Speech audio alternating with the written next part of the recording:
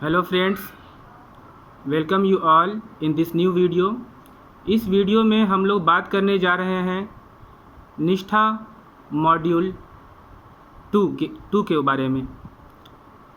निष्ठा module 2 course का नाम है पठन पाठन और मूल्यांकन में सूचना प्रौद्योगिकी तकनीक की भूमिका। इसमें आपको प्रश्नोत्तरी के तौर पे कुल 20 क्वेश्चन को सॉल्व करना है। इस वीडियो के अंत तक बने रहें, इसको अच्छे से देखें, कुछ नोट्स बनाते चलें। उसके बाद मुझे पूरा विश्वास है कि आप लोग 20 में 20 स्कोर करेंगे। यह है सॉल्व क्वेश्चन ऑफ मॉड्यूल 2 निष्ठा, जिसका कोर्स कोड है BH_SEC_02। तो आइए बिना समय गंवाएं कोर्स को शुरू करते हैं। आप लोग अपना कुछ नोट्स बनाते चलेंगे। फ्रेंड्स, कुछ लोगों की शिकायत है कि क्वेश्चन को बदल दिया जाता है, जिसकी वजह से वो आप पूरा स्कोर नहीं कर पाते हैं। तो ऐसा नहीं है। इस ऐप में टोटल मैंने देखा है 40 क्वेश्चन हैं और उसी में से 20 क्वेश्चन आपको दिया जा रहा है। तो अगर आप 40 के 40 क्वेश्चन अगर मेरे साथ सॉल्व कर लेते हैं तो आई होप जब आप लोग अपने ऐप पे प्रश्नोत्तरी को सॉल्व करने चलेंगे तो 20 क्वेश्चन आप लोग ईज़िली सॉल्व कर सकते हैं। तो आइए बिना समय गंवाएं क्वेश्चन पे आते हैं। इसमें पहला क्वेश्चन है NCERT की ITC पहल क्या है। तो मैं सीधे आंसर आपको बताते चलता हूँ। इसका जो लास्ट चौथा है वही आंसर इसका है। NAD, NDL India, e Shodh, Sindh, ESS और talk to a teacher program, ये इसका आंसर है। तो चौथे नंबर पे क्लिक करेंगे और नेक्स्ट का बटन दबाएंगे। अगला क्वेश्चन है तत्वों की आवर्त सारणी सीखने के लिए एक खुला शैक्षिक संवादात्मक कार्यक्रम है। इसका सही उत्तर है कॉल्जियम। नोट कर लें, कॉल्जियम इसका सही उत्तर है। कॉल्जियम पे क्लिक करेंगे और नेक्स्ट एरो पर बटन दबाएंगे अगले क्वेश्चन के लिए। हमारा अगला क्वेश्चन है TPACK का विस्तृत रूप क्या है। तो इसका सही उत्तर है technological pedagogy and curriculum knowledge. पहला वाला इसका सही उत्तर है। उस पर क्लिक करेंगे और नेक्स्ट पे जाएंगे।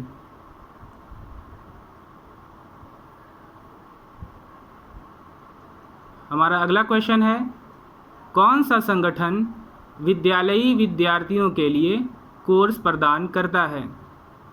तो इसका सही उत्तर है राष्ट्रीय मुक्त विद्यालयी शिक्षा संस्थान यानी NIOS, ये इसका सही उत्तर है। अगर आप लोग नोट बना रहे हों तो इसको नोट करते चलिए ताकि प्रश्नोत्तरी करते के समय आपको कोई परेशानी ना हो। अगले क्वेश्चन पे आते हैं। अगला क्वेश्चन है इसरो ने मानचित्र आधारित शिक्षा प्रदान करने वाला एक पोर्टल विकसित किया है जिसका उपयोग भूगोल के शिक्षण अधिगम के लिए भी किया जा सकता है। पोर्टल का नाम ब्लैंक है। तो इसका सही उत्तर है भुवन। देखते होंगे आप, ब्लू कलर से है सही आंसर। इसको नोट कर लें, भुवन इसका सही आंसर है। इस पर क्लिक करेंगे और नेक्स्ट पे जाएंगे। अगला क्वेश्चन है ई-पाठशाला पोर्टल करता है। तो 4 ऑप्शन इसमें दिए हुए हैं। मैं चारों को नहीं पढ़ूंगा, सीधे उत्तर पे आता हूं। इसका सही उत्तर है पाठ्य पुस्तकों, ऑडियो वीडियो, पत्रिकाओं आदि सहित सभी प्रकार के शैक्षिक ई संसाधनों का प्रदर्शन और प्रसार करना। पाठ्य पुस्तकों, ऑडियो वीडियो, पत्रिकाओं आदि सहित सभी प्रकार के शैक्षिक ई संसाधनों का प्रदर्शन और प्रसार करना। इस पर क्लिक करेंगे और नेक्स्ट पे जाएंगे।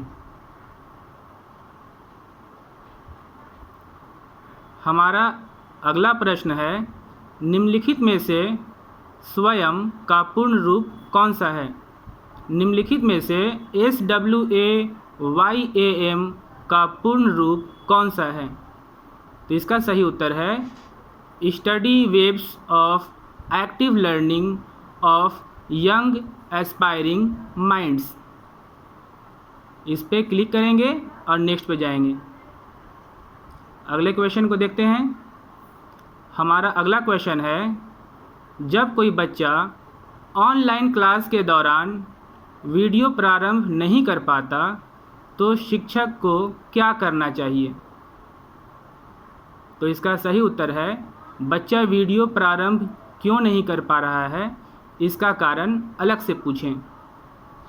तो इस आंसर पे क्लिक करेंगे और नेक्स्ट क्वेश्चन पे जाएंगे। हमारा अगला क्वेश्चन है, निम्न में से गणित सीखने के लिए एक बहुत ही उपयोगी ICT उपकरण कौन सा है? तो 4 ऑप्शन है, एटलस, स्टेलेरियम, जियोजेब्रा, जियोडेसिक, लेकिन इसका सही उत्तर है जियोजेब्रा।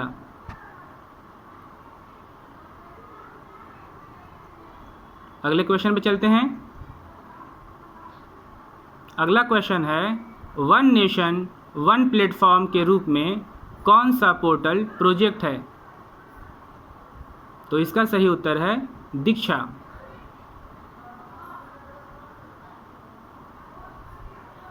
अगले क्वेश्चन पे चलते हैं। खाली जगह कॉपीराइट सामग्री का उपयोग करने की अनुमति देता है? तो इसका सही उत्तर है लाइसेंस। लाइसेंस पे क्लिक करेंगे और नेक्स्ट पे जाएंगे।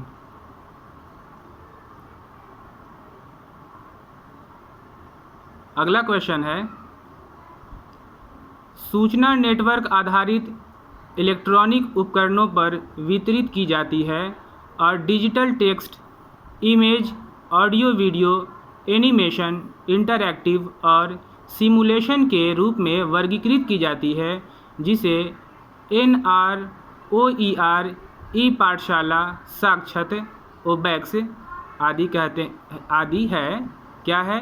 तो इसका सही उत्तर है एक ई सामग्री। नोट करते चलेंगे आप, ताकि जब एक्चुअल में आप प्रश्नोत्तरी करने चलें तो कोई परेशानी ना हो। अगला क्वेश्चन है, ICT का उदाहरण कौन सा है? तो इसमें भी 4 ऑप्शन है, लेकिन इसका सही उत्तर है इंटरनेट कनेक्टिविटी के साथ स्मार्टफोन। हमारा अगला क्वेश्चन है, इनमें से क्या सत्य नहीं है? एक इंटरैक्टिव कंप्यूटर सिमुलेशन। इसका सही उत्तर है सीधे उपयोगकर्ताओं को परिणाम प्रदर्शित नहीं करता है। ये आपका सही उत्तर है। इस पर क्लिक करेंगे और नेक्स्ट का बटन दबाएंगे। अगला है NROER है। NROER है। इसका सही उत्तर है national repository of open education resources, तीसरा वाला।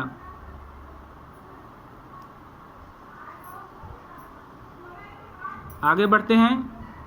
अगला क्वेश्चन है, निम्न बैंडविड्थ इंटरनेट कनेक्टिविटी वाले विद्यार्थियों को गणित पढ़ाने का सबसे उपयुक्त तरीका कौन सा है?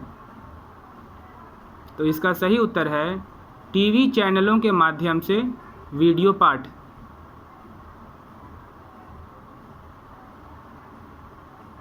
आगे बढ़ते हैं। अगला क्वेश्चन, कैसे जाना जाए कि अमुक वेबसाइट एक विश्वसनीय स्रोत है? तो इसका सही उत्तर है लेखक और उसकी जानकारी को सत्यापित किया जा सकता है।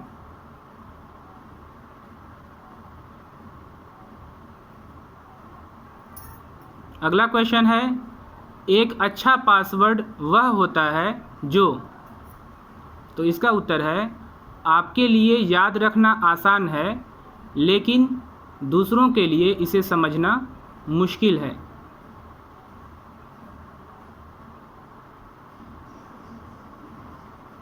अगला क्वेश्चन है, निम्नलिखित में से किसे आईसीटी उपकरण नहीं माना जा सकता है? निम्नलिखित में से किसे आईसीटी उपकरण नहीं माना जा सकता है? तो इसका सही उत्तर है पाठ्यपुस्तक, तीसरा वाला। उस पर क्लिक करेंगे और नेक्स्ट पे जाएंगे। अगला क्वेश्चन है हमारा, पहली बार प्रयोग करने के रूप में शिक्षण प्रक्रिया के लिए सबसे उपयुक्त संसाधन प्रकार कौन सा है? पहली बार प्रयोग करने के रूप में शिक्षण प्रक्रिया के लिए सबसे उपयुक्त संसाधन प्रकार कौन सा है? तो इसका सही उत्तर है प्रदर्शन वीडियो। नेक्स्ट क्वेश्चन है, एक बहुसंवेदी सीखने का अनुभव एक विद्यार्थी को ब्लैंक प्रदान करना सुनिश्चित करता है। तो इसका सही उत्तर है दृश्य, श्रवण, गतिज और स्पर्श संबंधी उत्तेजना, थर्ड नंबर। उस पर क्लिक करेंगे और नेक्स्ट पे जाएंगे। अगला क्वेश्चन है, ब्लूम के वर्गीकरण के अनुसार ज्ञान आयामों की संरचना है। ब्लूम के वर्गीकरण के अनुसार ज्ञान आयामों की संरचना है। इसका उत्तर है तथ्यात्मक, वैचारिक, प्रक्रियात्मक और मेटाकॉग्निटिव, तीसरा वाला। उस पर क्लिक करेंगे और नेक्स्ट पे जाएंगे। नेक्स्ट है, यूएसबी को हटाने के लिए निम्नलिखित में से कौन सा सुरक्षित अभ्यास है? तो इसका उत्तर है इजेक्ट करें और निकालें, पहला वाला। अगला क्वेश्चन है, सांस्कृतिक और भौगोलिक स्थिति के संदर्भ में कौन सा पैरामीटर विविधता को संदर्भित करता है? तो इसका उत्तर है दूसरा वाला, जनसांख्यिकीय।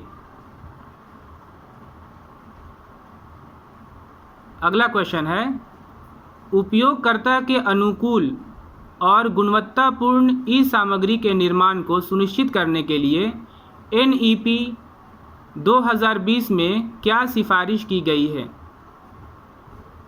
तो इसका सही उत्तर है उपयोगकर्ताओं द्वारा रेटिंग और समीक्षा। हमारा अगला क्वेश्चन है, निम्न में से किसमें इंटरनेट से कनेक्ट होने पर व्यक्तियों को सुरक्षित रखने के लिए डिज़ाइन किए गए जिम्मेदार नियमों और व्यवहारों को परिभाषित किया गया है? तो इसका सही उत्तर है फोर्थ, चौथा वाला सही उत्तर है इसका साइबर सेफ्टी। अगला प्रश्न है, गैर इंटरनेट उपयोगकर्ताओं को उनकी शिक्षा का समर्थन करने के लिए शिक्षार्थियों तक पहुंचने के लिए खाली स्थान ऑनलाइन और ऑफलाइन दोनों हो सकते हैं। तो इसका सही उत्तर है डिजिटल शिक्षा। उस पर क्लिक करेंगे और नेक्स्ट पे जाएंगे। अगला है, आईसीटी निम्न को संदर्भित नहीं करता है। कल्पना, प्राप्ति, पुनः प्राप्ति, सृजन। तो इसका सही उत्तर है पहला वाला, कल्पना। अगला प्रश्न है, शिक्षण, सीखने और मूल्यांकन में आईसीटी को एकीकृत करने का कौशल निम्नलिखित में से किसके आधार पर विकसित होता है? तो इसका सही उत्तर है TPACK, TPACK। ये जो ब्लू लाइन से देख रहे हैं आप सेकंड नंबर पे, ये इसका सही उत्तर है, टी पैक।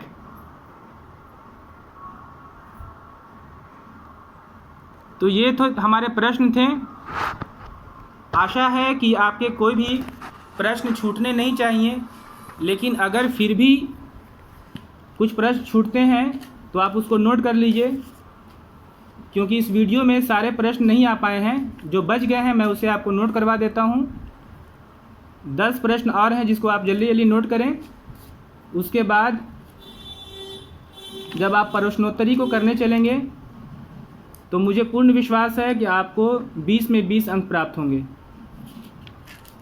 तो चलिए नोट करना शुरू करते हैं हम लोग। पहला है,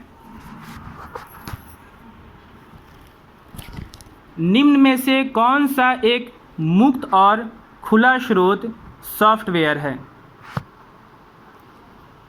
निम्न में से कौन सा एक मुक्त और खुला स्रोत सॉफ्टवेयर है?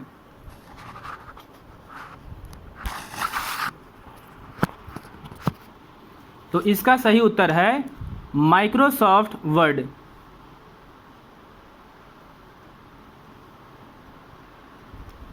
क्वेश्चन फिर से देख लीजिए, निम्न में से कौन सा एक मुक्त और खुला स्रोत सॉफ्टवेयर है? उत्तर है माइक्रोसॉफ्ट वर्ड।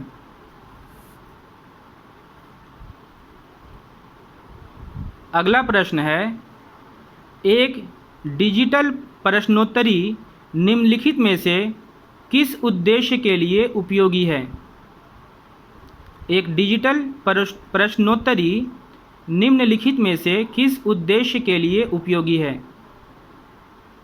तो इसका सही उत्तर है सामग्री की उत्तमता पर तत्काल प्रतिक्रिया प्रदान करना।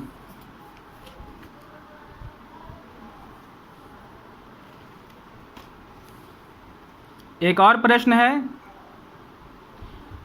निम्नलिखित में से कौन सा विज्ञान और गणित सीखने के लिए इंटरैक्टिव कंप्यूटर सिमुलेशन का एक उदाहरण है? निम्नलिखित में से कौन सा विज्ञान और गणित सीखने के लिए इंटरैक्टिव कंप्यूटर सिमुलेशन का एक उदाहरण है? तो इसका सही उत्तर है PHET।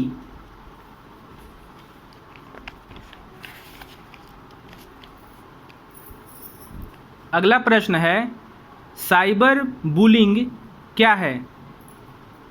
साइबर बुलिंग क्या है? तो इसका सही उत्तर आप लिखेंगे इलेक्ट्रॉनिक, इंटरनेट और अन्य साइबर माध्यमों का उपयोग करके धमकाना या उत्पीड़न करना।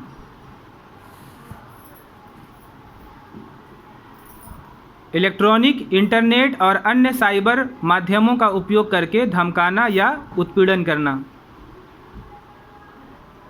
एक और प्रश्न है, SMS तकनीक के बारे में निम्नलिखित में से कौन सा कथन सत्य है? SMS तकनीक के बारे में निम्नलिखित में से कौन सा कथन सत्य है? तो इसका उत्तर है शिक्षार्थी मदद और सहायता के लिए SMS भेज सकते हैं। एक और प्रश्न है, निम्नलिखित में से कौन सा एक टेलीकास्टिंग प्रोग्राम है? निम्नलिखित में से कौन सा एक टेलीकास्टिंग प्रोग्राम है? तो इसका सही उत्तर है स्वयंप्रभा। स्वयंप्रभा।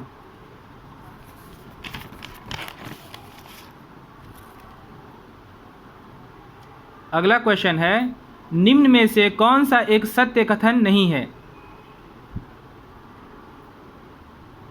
तो इसका उत्तर होगा ICT का मतलब सिर्फ कंप्यूटर के साथ काम करना है।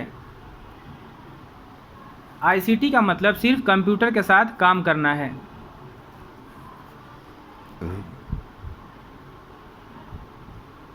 एक और प्रश्न है, निम्नलिखित में से दीक्षा क्या संदर्भित करती है? निम्नलिखित में से दीक्षा क्या संदर्भित करती है? तो इसका उत्तर है ज्ञान साझा करने के लिए डिजिटल इंफ्रास्ट्रक्चर। ज्ञान साझा करने के लिए डिजिटल इंफ्रास्ट्रक्चर। एक और प्रश्न है, NEP 2020 के अनुसार निम्नलिखित में से कौन सा कथन शिक्षा के प्रौद्योगिकी समावेशन के संबंध में सही है? NEP 2020 के अनुसार निम्नलिखित में से कौन सा कथन शिक्षा में प्रौद्योगिकी समावेशन के संबंध में सही है? तो इसका सही उत्तर है शैक्षिक पहुंच में सुधार, शिक्षण अधिगम मूल्यांकन और शिक्षक तैयारी।